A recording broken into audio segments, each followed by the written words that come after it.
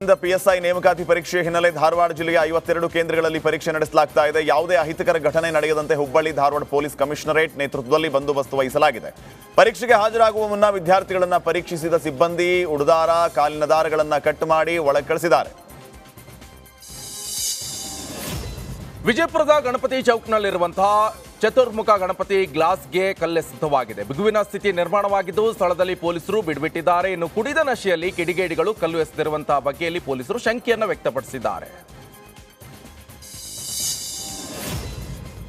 Bike ಕಸಿದುಕೊಳ್ಳಲಾಗಿತ್ತು. ಈ ಪ್ರಕರಣ ಮಾಸುವ ಮುನ್ನವೇ ಇದೀಗ ಖಾಸಗಿ ಹೋಟೆಲ್ನಲ್ಲಿ ಅಂಗನವಾಡಿಯ ಮಸಾಲೆ ಪಾಕೆಟ್ ಪತ್ತೆಯಾಗಿದೆ. ಕೊಪ್ಪಳ ಜಿಲ್ಲೆಯ ಕಾರಟಗಿ ಪಟ್ಟಣದ ಖಾಸಗಿ ಹೋಟೆಲ್ನಲ್ಲಿ ಮಾತೃಪೂರ್ಣ ಯೋಜನೆಯಡಿ ಬಾಣಂತಿಯರು, ಗರ್ಭಿಣಿಯರು, ಮಕ್ಕಳಿಗೆ ವಿತರಿಸಿದ ಮಸಾಲೆ ಪಾಕೆಟ್ ಪತ್ತೆಯಾಗಿದೆ. ಟ್ರ್ಯಾಕ್ಟರ್ ಮೇಲಿಂದ ಆಯತಪ್ಪಿ ಬಿದ್ದು ಮಗು ಸಾವನ್ನಪ್ಪಿರುವಂತಹ ಘಟನೆ ವಿಜಯನಗರ ಜಿಲ್ಲೆ ಹರಪನಹಳ್ಳಿಯ ಜಿಟ್ಟಿನಕಟ್ಟೆ ಗ್ರಾಮದಲ್ಲಿ ನಡೆದಿದೆ. 6 ವರ್ಷದ ದಿಶಾ ಗೌಡ ಮೃತಪಟ್ಟ ಬಾಲಕಿ ಮನೆ ಮುಂದೆ ನಿಲ್ಲಿಸಿರುವಂತಹ ಟ್ರ್ಯಾಕ್ಟರ್ ಮೇಲೆ ಆಟ ಆಡ್ತಿರುವಂತಹ ವೇಳೆ ದಿಶಾ ಆಯತಪ್ಪಿ ಕೆಳಗೆ ಬಿದ್ದಿದ್ದಾಳೆ.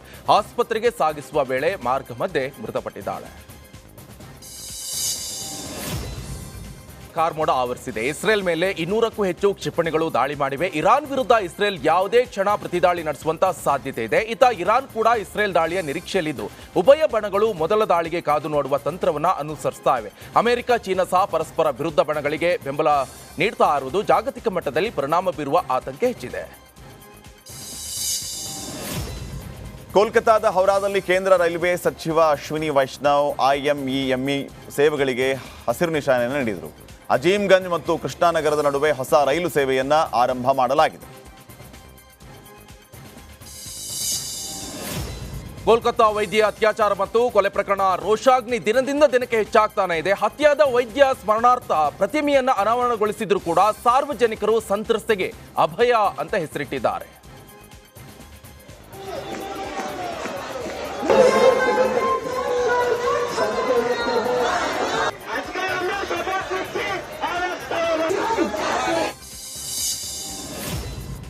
ರಾಷ್ಟ್ರ ರಾಜಧಾನಿ ದೆಹಲಿಯಲ್ಲಿಯೂ ನವರಾತ್ರಿಯ ವೈಭವ ಜೋರಾಗಿದೆ. ದೆಹಲಿಯ ಕರೋಲ್ ಬಾಗ್ ಬಳಿ ಇರುವಂತಹ ಆದಿಶಕ್ತಿ ದೇವಾಲಯದಲ್ಲಿ ವಿಶೇಷ ಪೂಜೆ ಪುನಸ್ಕಾರ ನಡೆಯಿತು. ದೇವಿಗೆ ವಿಶೇಷ ಅಲಂಕಾರ ಮಾಡಲಾಗಿದ್ದು ಎಲ್ಲರ ಕಣ್ಮನ ಸೆಳೀತಾ ಇದೆ.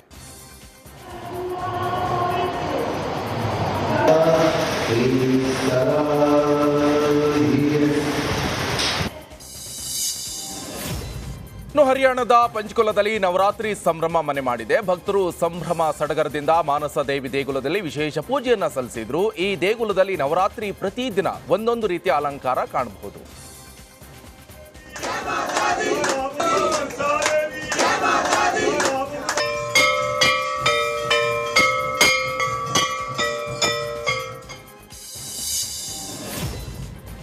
ಇತ್ತ ಅಯೋಧ್ಯೆಯ ಕಾಳಿ ಮಂದಿರದಲ್ಲಿ ವಿಶೇಷ ಪೂಜೆ ಪುನಸ್ಕಾರ ನಡೀತಾ ಇದೆ. ಮೊದಲ ದಿನ ವಿಶೇಷ ಅಲಂಕಾರದಲ್ಲಿ ದೇವಿ ಕಂಗೊಳಿಸ್ತಾ ಇದ್ದಾಳೆ. ಭಕ್ತರು ಸಾಗರೋಪಾದಿಯಲ್ಲಿ ದೇಗುಲಕ್ಕೆ ಭೇಟಿ ಕೊಡ್ತಾ ಇದ್ದಾರೆ.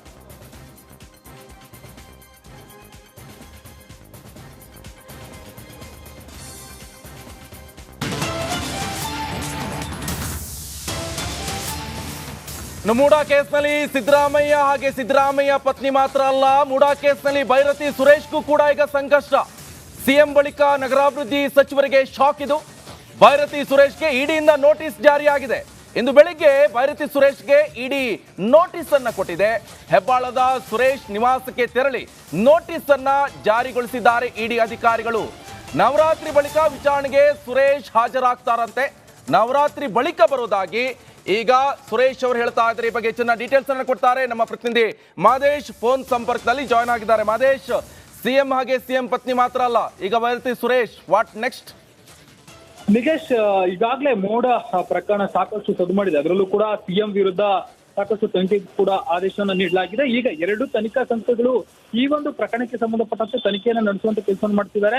ಈಗಾಗಲೇ ಲೋಕಾಯುಕ್ತ, ಮೈಸೂರು ಲೋಕಾಯುಕ್ತ ಅಧಿಕಾರಿಗಳು ಈ ಒಂದು ಪ್ರಕರಣಕ್ಕೆ ಸಂಬಂಧಪಟ್ಟಂತೆ ತನಿಖೆ ನಡೆಸಿದ್ರೆ, ಮತ್ತೊಂದು ಕಡೆ ಇಡಿಯಲ್ಲೂ ಕೂಡ ECR ದಾಖಲಾಗಿ ಆ ವಿಚಾರಕ್ಕೆ ಸಂಬಂಧಪಟ್ಟಂತೆ ಈಗಾಗಲೇ ತನಿಖೆ ಕೂಡ ಶುರುವಾಗಿದೆ. ಈಗಾಗಲೇ ದೂರುದಾರ ಸ್ನೇಹಮಯಿ ಕೃಷ್ಣ ಅವರನ್ನು ಕೂಡ ಕರೆಸಿ ವಿಚಾರಣೆ ಮಾಡುವಂತ ಕೆಲಸನ ಮಾಡ್ತಿದ್ದಾರೆ. ಈ ಬೆನ್ನಲ್ಲೇ ನಗರಾಭಿವೃದ್ಧಿ ಸಚಿವರಾಗಿರುವಂತಹ ಬೈರತಿ ಸುರೇಶ್ ಅವರಿಗೂ ಕೂಡ ಇಡಿ ಅಧಿಕಾರಿಗಳು ನೋಟಿಸ್ ಕೊಟ್ಟು ವಿಚಾರಣೆಗೆ ಹಾಜರಾಗುವಂತೆ ಸೂಚನೆ ನೀಡುವಂತ ಕೆಲಸ ಮಾಡಿದ್ದಾರೆ. ಕಾರಣ ಯಾಕಂದ್ರೆ ಅವರು ನಗರಾಭಿವೃದ್ಧಿ ಸಚಿವರಾಗಿರೋ ಕಾರಣದಿಂದಾಗಿ ಈ ಒಂದು ಮೂಡ ಏನಿದೆ, ಈ ಒಂದು ಪ್ರಾಧಿಕಾರ ಅವರ ಅಂಡರ್ ನಲ್ಲಿ ಬರೋ ಕಾರಣದಿಂದಾಗಿ ಈ ಒಂದು ಪ್ರಕರಣಕ್ಕೆ ಸಂಬಂಧಪಟ್ಟಂತೆ ಈಗಾಗಲೇ ಸಾಕಷ್ಟು ಆರೋಪಗಳು ಕೇಳಿ ಬಂದಿದೆ. ಜೊತೆಗೆ ಈಗ ಇವತ್ತಷ್ಟೇ ಒಂದು ದೂರನ್ನು ಕೂಡ ಸಿಎಂ ವಿರುದ್ಧ ಆರೋಪವನ್ನು ಮಾಡಿ ಪ್ರದೀಪ್ ಅನ್ನುವಂತರು ಕೂಡ ದೂರು ನೀಡುವಂತ ಕೆಲಸ ಮಾಡಿದ್ರು. ಸಾಕ್ಷ್ಯ ನಾಶಕ್ಕೆ ಸಂಬಂಧಪಟ್ಟಂತೆ ಒಂದು ದೂರು ಕೂಡ ಮತ್ತೊಂದು ದೂರು ದಾಖಲಾಗಿದೆ. ಹೀಗಾಗಿ ಎಲ್ಲಾ ವಿಚಾರಕ್ಕೆ ಸಂಬಂಧಪಟ್ಟಂತೆ ನಗರಾಭಿವೃದ್ಧಿ ಸಚಿವರಿಗೆ ಏನೆಲ್ಲ ಈ ಒಂದು ಪ್ರಕರಣಕ್ಕೆ ಸಂಬಂಧಪಟ್ಟಂತೆ ಅವ್ರಿಗೇನ್ ಮಾಹಿತಿ ಇದೆ ಅದೆಲ್ಲವೂ ಗೊತ್ತಿದ್ರು ಕೂಡ ನಗರಾಭಿವೃದ್ಧಿ ಸಚಿವರಾಗಿರುವಂತಹ ಬೈರತಿ ಸುರೇಶ್ ಅವರು ಸುಮ್ಮನಿದ್ದಾರಾ, ಅಥವಾ ಈ ಒಂದು ವಿಚಾರಗಳಿಗೆ ಸಂಬಂಧಪಟ್ಟಂತೆ ಅದರಲ್ಲೂ ಕೂಡ ಮೂಡ ಪ್ರಕರಣಕ್ಕೆ ಸಂಬಂಧಪಟ್ಟಂತೆ ಇವರ ಬಳಿ ಏನೆಲ್ಲ ಮಾಹಿತಿ ಇದೆ ಅನ್ನೋದಕ್ಕೆ ಸಂಬಂಧಪಟ್ಟಂತೆ ಒಂದಷ್ಟು ಮಾಹಿತಿಗಳನ್ನ ಕಲೆ ಹಾಕೋದಕ್ಕೆ ಸಂಬಂಧಪಟ್ಟಂತೆ ಅವರಿಗೆ ದಾಖಲೆ ಸಮೇತ ಅಂದ್ರೆ ಮೂಡ ವಿಚಾರಕ್ಕೆ ಸಂಬಂಧಪಟ್ಟಂತೆ ದಾಖಲೆ ಸಮೇತ ವಿಚಾರಣೆಗೆ ಬಂದು ಹಾಜರಾಗುವಂತೆ ಈಗಾಗಲೇ ಬೈರತಿ ಸುರೇಶ್ ಅವರಿಗೆ ನೋಟಿಸ್ ಇಶ್ಯೂ ಮಾಡುವಂತ ಕೆಲಸವನ್ನ ಅಧಿಕಾರಿಗಳು ಮಾಡಿದ್ದಾರೆ. ಆದ್ರೆ ಯಾವತ್ತು ಬರಬೇಕು ಅನ್ನೋದಕ್ಕೆ ಸಂಬಂಧಪಟ್ಟಂತೆ ಇನ್ನೂ ಒಂದಷ್ಟು ಮಾಹಿತಿಗಳು ಕೂಡ ಲಭ್ಯ ಆಗ್ಬೇಕಾಗಿದೆ. ಒಟ್ಟಾರೆಯಾಗಿ ಈ ಒಂದು ಮೂಡ ಹಗರಣದಿಂದಾಗಿ ಸಿಎಂ ಆಯ್ತು, ಈಗ ನಗರಾಭಿವೃದ್ಧಿ ಸಚಿವರಿಗೂ ಕೂಡ ಕಾನೂನು ಕಂಟಕ ಎದುರಾಗಿದೆ. ಏನಾಗುತ್ತೆ ಅನ್ನೋದನ್ನು ಕೂಡ ಮುಂದಿನ ಹಂತದಲ್ಲಿ ಕಾದು ನೋಡ್ಬೇಕಿದೆ. ನಾನು ಪಕ್ಷದಲ್ಲಿರ್ಲಿ ವಿರೋಧವಾಗಿರ್ಲಿ GT ದೇವೇಗೌಡ ಹಿಂಗೆ ಇರೋದು ಯಾವಾಗಲೂ. ಏನು ಕಡೆಗಣಿಸಕ್ಕೆ ಏನಿದೆ, ಈಗ ಅಧಿಕಾರ ಇದ್ದ ಅಧಿಕಾರವೇ ಇಲ್ವಲ್ಲ, ಇನ್ನು ಕಡೆಗಣಿಸಕ್ಕೆ ಏನಿದೆ? ಕುಮಾರಸ್ವಾಮಿ ಅವರು ಕೇಂದ್ರದ ಮಂತ್ರಿ ಇದ್ದಾರೆ, ರಾಜ್ಯದಲ್ಲಿ ಏನು ಅಧಿಕಾರ ಇಲ್ವಲ್ಲ. NDA ತಾನೇ ಇರತಕ್ಕಂಥದ್ದು, ಅಂದ್ರೆ ಪಕ್ಷದಲ್ಲಿ ತಮಗೆ ಜವಾಬ್ದಾರಿ ಮಿಸ್ ಆಗ್ತಾ ಇದೆ, ನಿಮ್ಮನ್ನ ಕಡೆಗಣಿಸ್ತಾ ಇದ್ದಾರೆ ಅಂತ. ಯಾಕೆ ಕಡೆಗಣಿಸ್ತಾರೆ? Core committee ಅಧ್ಯಕ್ಷನೇ ಮಾಡೋರಲ್ಲ. ಎಲ್ಲೋ ಒಂದ್ ಕಡೆ ಗೌಡ್ರು ಪಾರ್ಟಿಯಿಂದ ಹೊರಗೆ ಬರ್ತಾರೆ, ಈ ರೀತಿ ಎಲ್ಲೋ ಅವ್ರ ಮಧ್ಯೆ ಡಿಫ್ರೆನ್ಸಸ್ಗಳಾಗ್ತಾ ಇದೆ ಅಲ್ಲಪ್ಪ. ಯಾವಾಗಲೂ ಹೋಗಿಲ್ಲ, ಈಗ ಹೋಗಕ್ಕಾಯ್ತದ? ಈ ಸಂದರ್ಭದಲ್ಲಿ ಸರಿ, ಈ ಸಂದರ್ಭದಲ್ಲಿ ಯಾರು ಕರ್ಕೋತಾರೆ ನಮ್ಮನ್ನ? ನಾವು ಹೋಗ್ತಾನೆ ಹೆಂಗಾಯ್ತದೆ? ಹಾಲಿ MLA ಇದ್ದೀನಿ, ಇನ್ನೂ 3 ವರ್ಷ ಚುನಾವಣೆ ಇದೆ. ಚುನಾವಣೆ ಸಂದರ್ಭದಲ್ಲಿ ನೋಡೋಣ.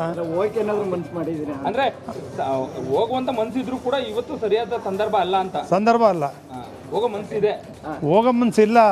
3 ವರ್ಷ. ಇಷ್ಟೆಲ್ಲದರ ನಡುವೆ ಮೈಸೂರು ದಸರಾ ಕಾರ್ಯಕ್ರಮವನ್ನು ಉದ್ಘಾಟನೆ ಮಾಡಿ ವೇದಿಕೆಯ ಮೇಲೆ ಮಾತನಾಡೋ ಸಂದರ್ಭದಲ್ಲಿ ಮುಖ್ಯಮಂತ್ರಿ ಸಿದ್ದರಾಮಯ್ಯನವರು 1 ವರ್ಷದ ಜನಾಶೀರ್ವಾದ, ಚಾಮುಂಡಿ ತಾಯಿಯ ಆಶೀರ್ವಾದವನ್ನ ಬೇಡಿದ್ರು. ಕೇವಲ 1 ವರ್ಷದ ಮಾತ್ಯಾಕಾಡಿದ್ರು ಮುಖ್ಯಮಂತ್ರಿಗಳು ಅನ್ನೋ ಬಗ್ಗೆ ಇದೀಗ ಚರ್ಚೆ ಪ್ರಾರಂಭವಾಗಿದೆ. ಸಿಎಂ ಆಗಿರೋದು ಇನ್ನೊಂದೇ ವರ್ಷನ, ಪೂರ್ಣಾವಧಿ ಅಂದ್ರೆ 5 ವರ್ಷಗಳ ಕಾಲ ಅಧಿಕಾರ ಇರೋದಿಲ್ವಾ? ಅಧಿಕಾರ ಬದಲಾವಣೆ ಬಗ್ಗೆ ಒಪ್ಪಂದವಾಗಿದೆಯಾ ಅನ್ನೋ ಅನುಮಾನಕ್ಕೆ ಪುಷ್ಟಿ ನೀಡುವಂತಿತ್ತು ಸಿದ್ದರಾಮಯ್ಯನವರ ಮಾತು. ಒಪ್ಪಂದದ ರೀತಿಯಲ್ಲೇ ಅಧಿಕಾರ ಬದಲಾಗುತ್ತಾ? ದಸರಾ ಭಾಷಣದಲ್ಲಿ ತಾನೇ 5 ವರ್ಷ ಸಿಎಂ ಅಂತ ಹೇಳಿದ್ರು ಸಿದ್ದರಾಮಯ್ಯ. ಭಾಷಣ ಮುಗಿಸುವ ಹಂತದಲ್ಲಿ 1 ವರ್ಷದ ಮಾತನಾಡಿದ್ದಾರೆ. 16 ಪ್ರಶ್ನೆಗಳಿಗೆ ಕಾರಣವಾಗಿದೆ ಮುಖ್ಯಮಂತ್ರಿಗಳ ಹೇಳಿಕೆ. 5 ವರ್ಷಗಳ ಕಾಲ ಅಭಿವೃದ್ಧಿ ಮಾಡ್ತಕ್ಕಂಥ ಪ್ರಯತ್ನವನ್ನು ನಾವು ಮಾಡೇ ಮಾಡ್ತೀವಿ ಅಂತಕ್ಕಂಥ ಮಾತುಗಳನ್ನು ಕೂಡ ಹೇಳಲಿಕ್ಕೆ ಬಯಸ್ತಾ ಇದ್ದೇನೆ. ಹಿಂದೇನೂ ನಾನು ಮುಖ್ಯಮಂತ್ರಿ ಆಗಿರುವಾಗ 5 ವರ್ಷಗಳ ಕಾಲ ಬಹುಶಃ ಕರ್ನಾಟಕದ ಇತಿಹಾಸದಲ್ಲಿ ದೇವರಾಜ ಅರಸರವ್ರನ್ನ ಬಿಟ್ಟರೆ 5 ವರ್ಷಗಳ ಪೂರ್ಣಾವಧಿಯನ್ನು ಪೂರೈಸಿದಂಥ ಮುಖ್ಯಮಂತ್ರಿ ಯಾರು ಇದ್ದರೆ ಅದು ಸಿದ್ದರಾಮಯ್ಯ ಅಂತಕ್ಕಂಥ ಮಾತುಗಳನ್ನು ಈಗಲೂ ಕೂಡ ಎಷ್ಟೇ